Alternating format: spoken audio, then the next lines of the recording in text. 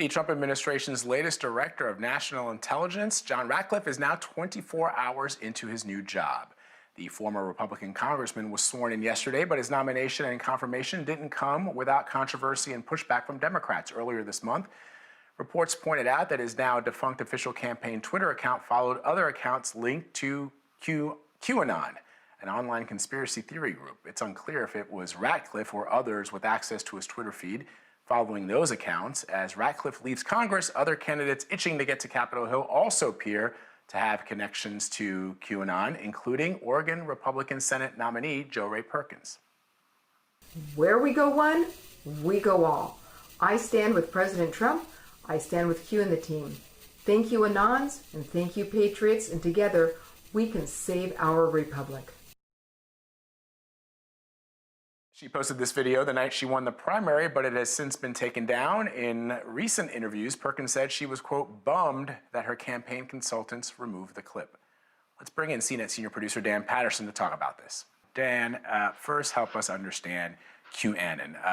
Followers are entrenched in American politics, and they call themselves patriots. What is their worldview of Washington and the political arena? Yeah, so we have talked about this group, QAnon, for the last 18 months or so in the context of them being a hard right and fringe conspiracy group.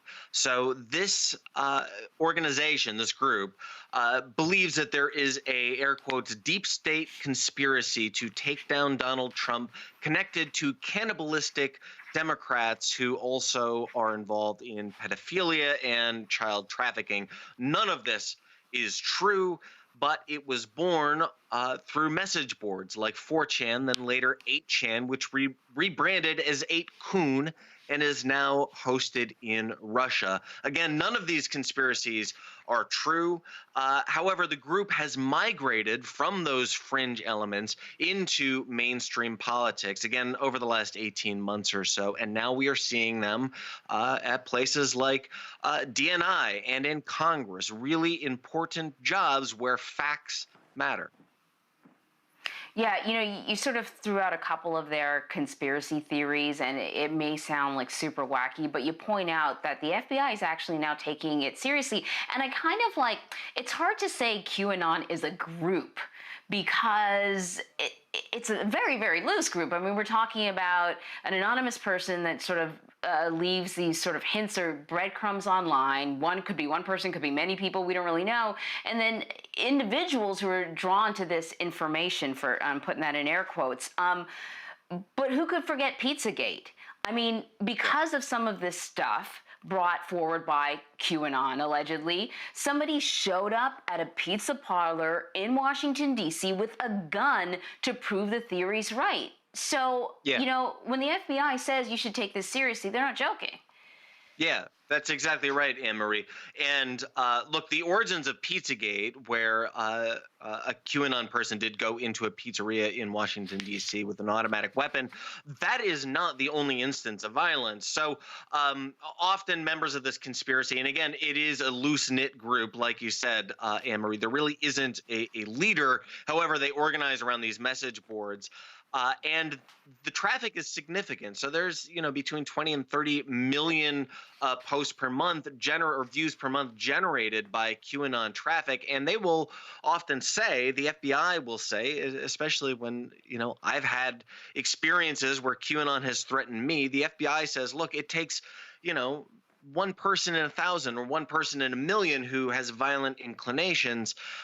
So, you know, it may not be that every member of this conspiracy is violent, but they certainly have instances of violence tracking very recently. You know, we can see that members who were associated with QAnon, the El Paso shooting, the Christchurch shooting, these are all involved in the same and very similar acts of violence. So you are absolutely right, Anne-Marie. When the FBI says to take this seriously, the violence associated with QAnon seriously, we need to listen to them.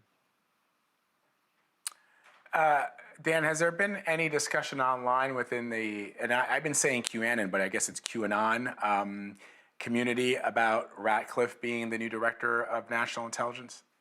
Yeah. Again, not to play into stereotypes or make this sound kind of humorous, but in the back of your head, you can kind of hear this chant, "One of us, one of us."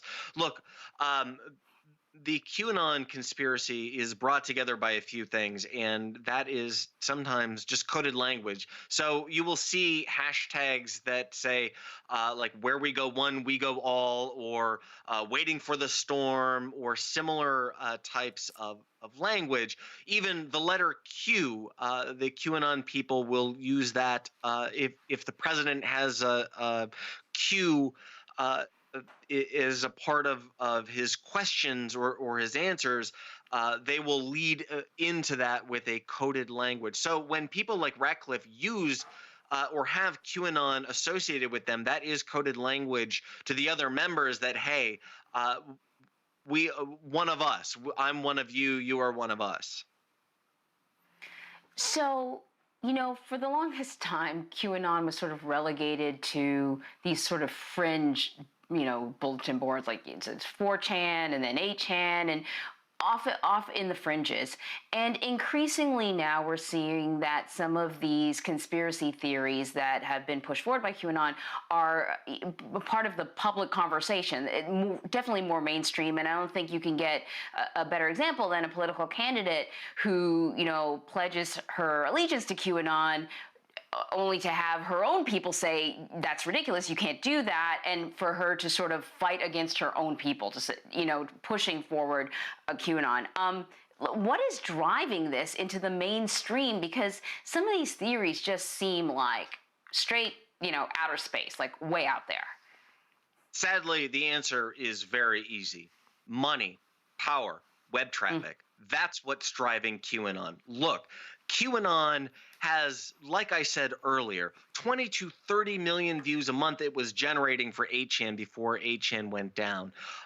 It is not insubstantial. When I've been doxxed and attacked, what we call brigading by QAnon, I use data tools to measure the inbound traffic. And these are, not exaggerating, tens of thousands of posts, sometimes over an extended period of time. Yes, there is what we call coordinated inauthentic activity, keeping this alive. These are sometimes bots or sock puppets. These are real people logging into fake accounts. Sometimes actual bots push this, but a lot of QAnon is actual human beings, and there are apparently hundreds of thousands, if not millions of them. And Anne-Marie, the financial incentives are very clear. There's a lot of good reporting from the New York Times and other places that detail how YouTube traffic, AdSense traffic, advertising traffic is huge. So the reason QAnon continues and is moving mainstream is not that there are more people buying into QAnon or really believe these outlandish conspiracies.